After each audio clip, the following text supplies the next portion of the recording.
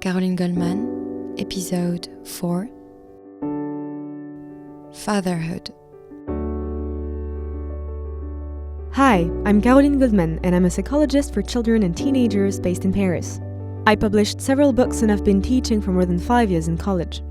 This podcast is about informing parents or any stakeholder involved in the well-being of children.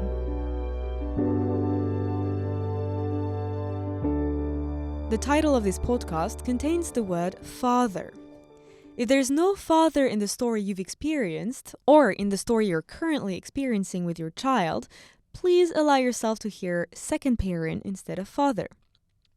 And in the same spirit, first parent instead of the word mother.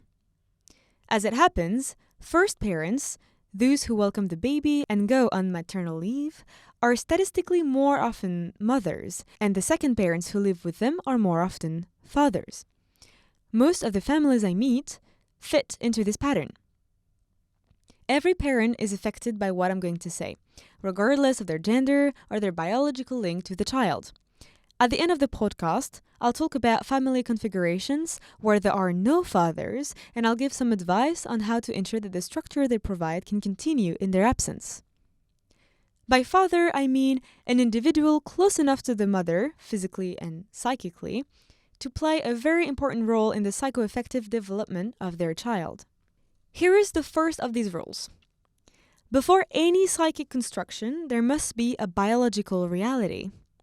The father is essential to the conception of a human being. This is far from anecdotal because this reality triggers the psychological need in each of us to know our biological origins, to examine where we come from. By passing on their surname, the father also places the child in a line of descent that gives them some better visibility over this part of their roots. Regardless of ideology, any psychologist who sees patients, young or old, will be able to testify to the fact that not knowing the identity of one's parents is a terrible wrench, a wound, more or less painful, that will never heal until this information is obtained. During pregnancy and the first 3 months of maternity leave, the father acts as an indispensable support for the mother. Caring for, feeding, and looking after a baby is exhausting. This experience over several months puts absolutely all the mother's mental and physical resources to the test. Without a material and moral support, it becomes almost impossible to support a baby. I'm one of these people who believes that it takes a whole village to support a mother who has just given birth, so that she, in turn, can support her baby. So what does this paternal support really mean? It means just being there, listening empathetically and non-judgmentally to the mother's tiredness and ambivalence, showing affection, acknowledging her, helping with the housekeeping, giving compliments, and, of course, being there for the baby, day and night.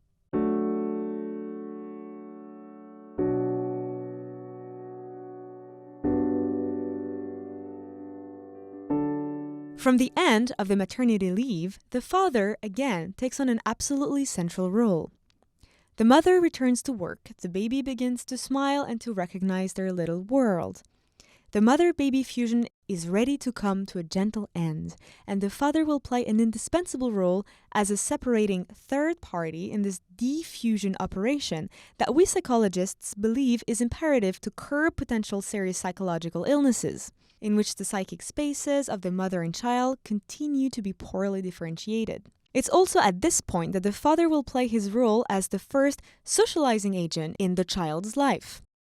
The father will transform the fusional mother-baby duo into a social group by seeking to rediscover romantic intimacy with his partner and also by investing in his child the way his parents did in him. Relationship investments will no longer simply be between two people, but between three, with all the multiple interactional possibilities that this can produce, from dilution to appeasement. I find that people have a poor idea of the extent to which a child's social life is linked to this very first experience of the family group. And yet, in my consultations, when the child suffers in their relationships at school or with friends, I'm always interested in how their father was able to fit into the relational space between them and the mother. I'm also interested in how the father has brought his child into his own social life. Does he have a family and friends around him? Is he at ease amongst other people? Does he sometimes take his child out to explore the outside world, or does he always remain secluded and alone at home? Does he take them to school in the morning? Does he pick them up in the evening? What image does he project verbally of the world and of others? Does socialization make him flourish or make him suspicious and distrustful? The linearity between the investment in the social world by the father and by the child after him is often striking. From the age of 1, as I mentioned in the 3rd episode, children call out for educational limits. They naturally question their teachers about what they are allowed or not allowed to do. The involvement of the father as the first limiting agent is central here for the simple reason that it is extremely difficult for a single parent to be everything at once, i.e., to be the one who cradles, cares, and nurtures every day in a close relationship colored by empathy, and suddenly to become sufficiently distant from the child to intimidate them and curb the expression of their desires. You can't go from being a restorative agent to a frustrating one without the help of a third party. The mother-child bond has generally been fusional and fulfilling, and therefore also very stimulating.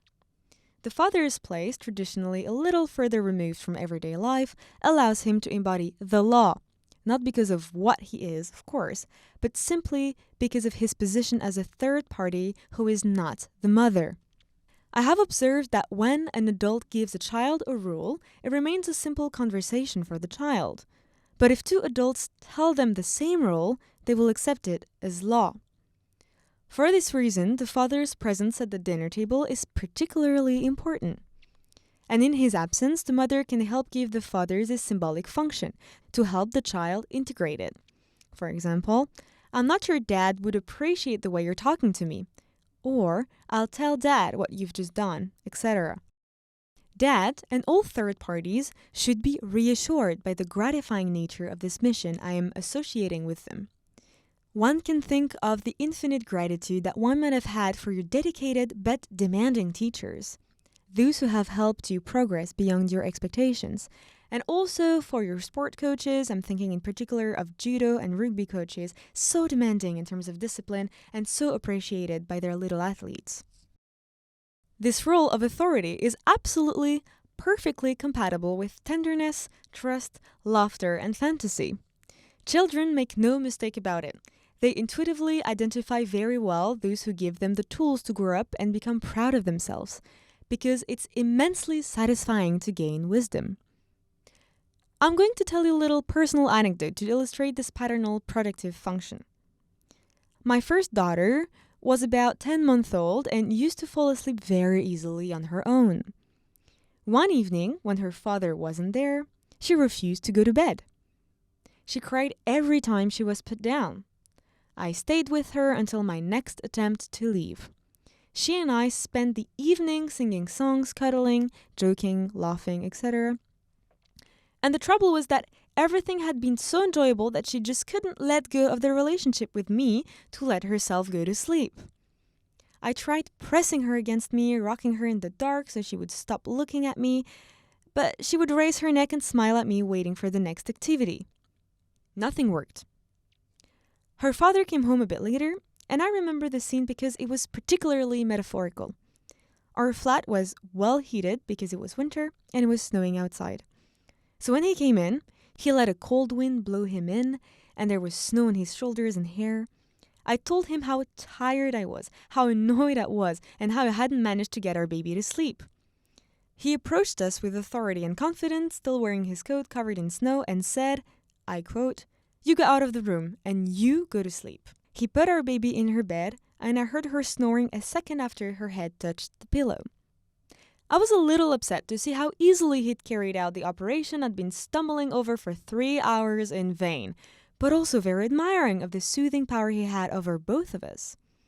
Winnicott's theories on the father's protective stimulating function were thus strikingly illustrated.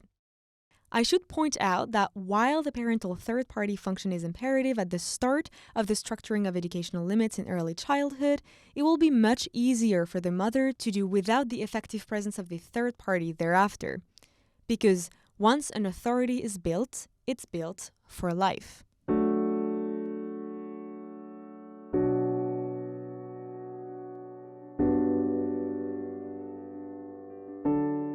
I've referred several times to the early fusion between mother and baby, physical fusion at first, since pregnancy consists of sharing a body, then psychic fusion. Winnicott called this fusional state primarily maternal preoccupation, or PMP. It is described as a normally pathological second state in which the mother is immersed and which is characterized by a kind of super attachment, super empathy for her baby. According to Winnicott, this enables her to quickly decipher their vital needs and psychic dispositions, and thus ensure their survival. However, what remains of this passive attitude in most mothers is an empathy that is sometimes a little unreasonable, tinged with anxiety and hyperprotection, which makes it difficult to see the child grow up and become autonomous. So it is not unusual for mothers to continue to adjust the world to their child's impulses without expecting the child to learn to adjust their impulses to the constraints of the world. I don't know if my examples will resonate with you, but I think this dimension is illustrated quite often by the different ways in which mothers and fathers walk with their child in the street. Mothers often tend to keep an eye on things and closely track their children, who therefore don't pay much attention to their pace or the direction they're going. Fathers, on the other hand, are often less attentive, which can worry mothers, and so force their children to take responsibility for this vigilance so as not to get lost. This, of course, helps them to grow up.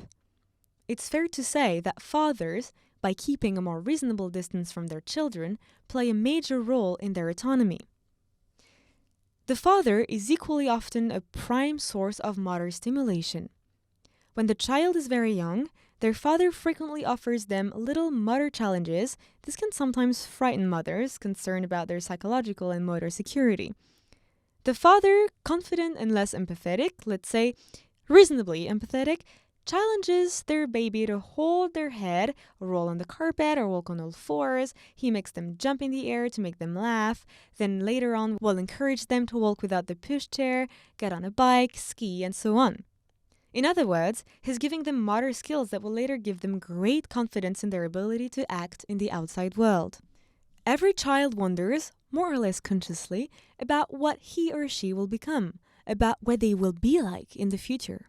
For little boys, the father plays a particularly central role as a support for identification.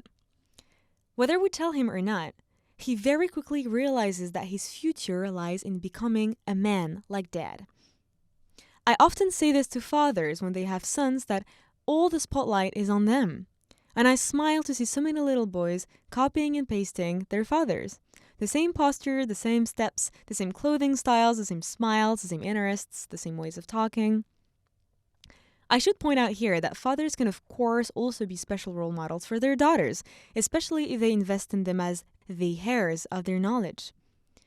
But society is clearly more committed to these identification movements between parents and children of the same sex. In short, the father shows his son how to love a woman and his daughter how to be loved.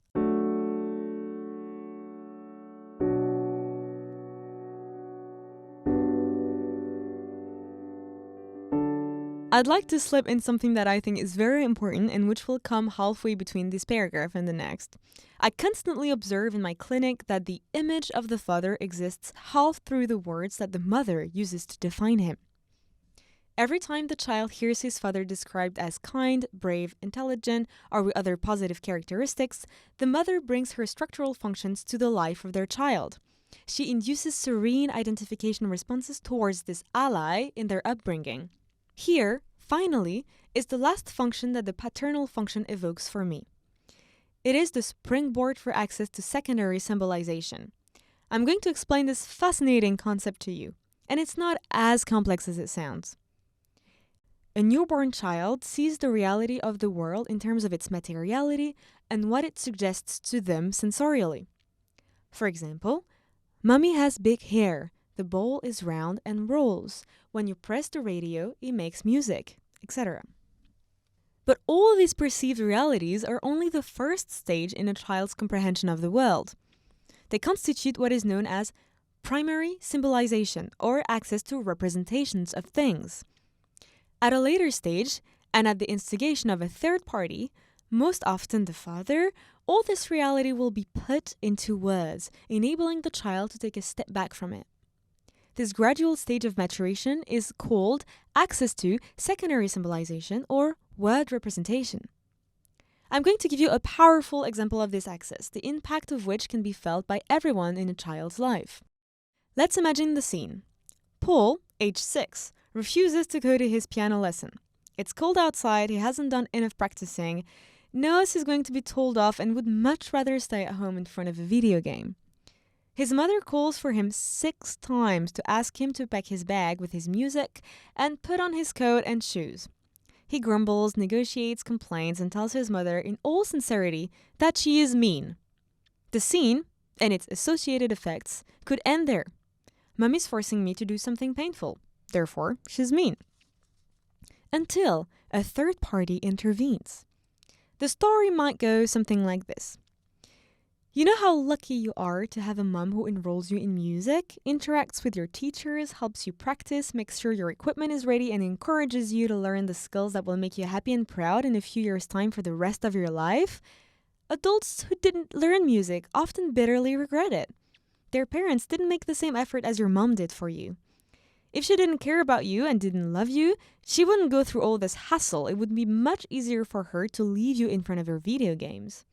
Every time she pushes you to go to your lesson and work, I hear how much she loves you. You can see this journey. Using just a few words, you can take the child from resentment to recognition, from one representation to another representation that is opposed in meaning thanks to the distance offered by this third-party discourse.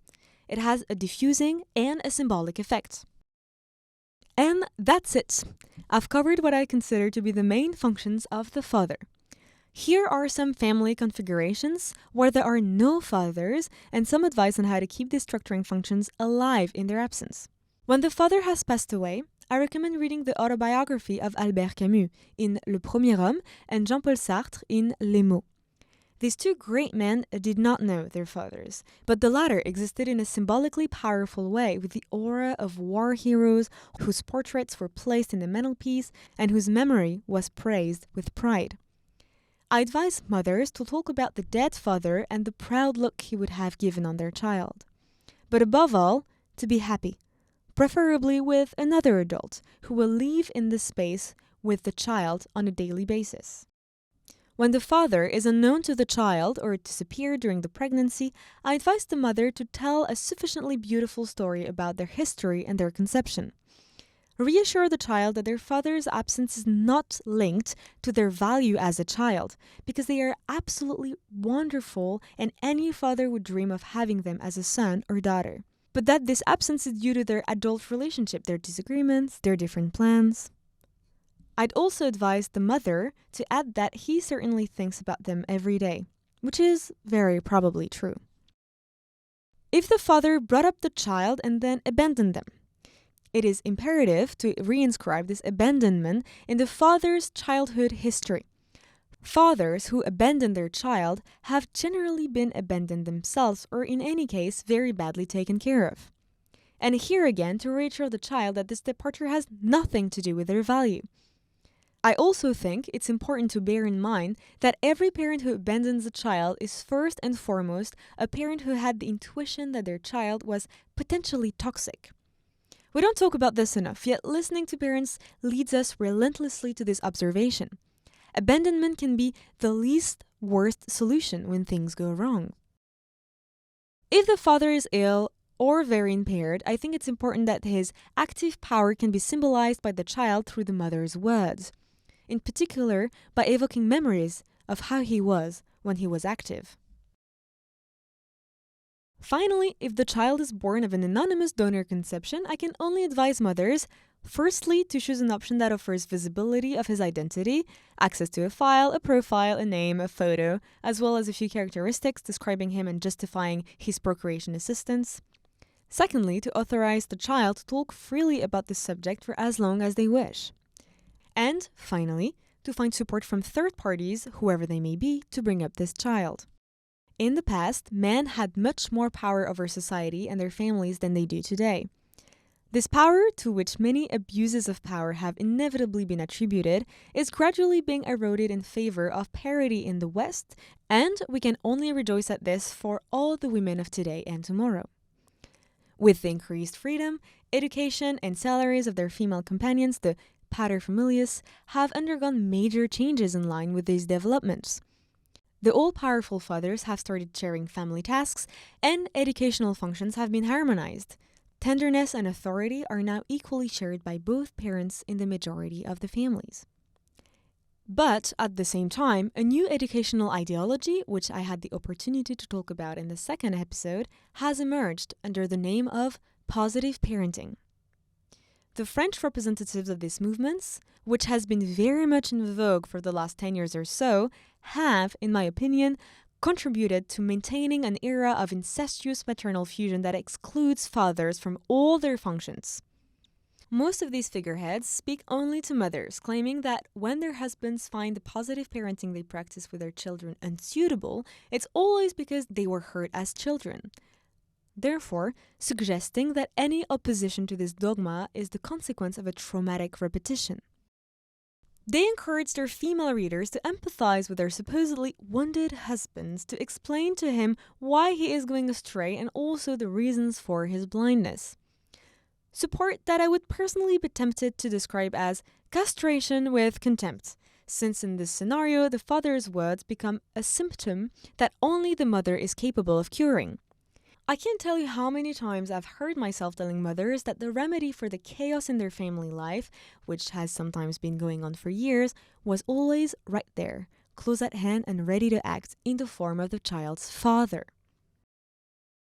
I would like this episode to help rehabilitate the role of the father in the psychological development of children. The father is the main support for the mother, who will be able to support their baby. Through his involvement, he will be the first separating third party to protect the child from any risk of alienating fusion. As the child's first socializing agent, he or she will introduce the child to the outside world and introduce the child to his or her family name, tones of voice, body, and motor skills. It will help the child to set educational limits and will be a vehicle for empowerment, self-confidence, and civilization through words. Lastly, it will be the preferred means of identification for a little boy. The mother has a fundamental role to play in the meeting between the father and the child. She will constitute the first bridge between them. And fathers who have not known any fathers or whose fathers have given them little structure will particularly need the support of their partners to establish a secure, supportive position for their child's future. That's it for today. Thank you for listening.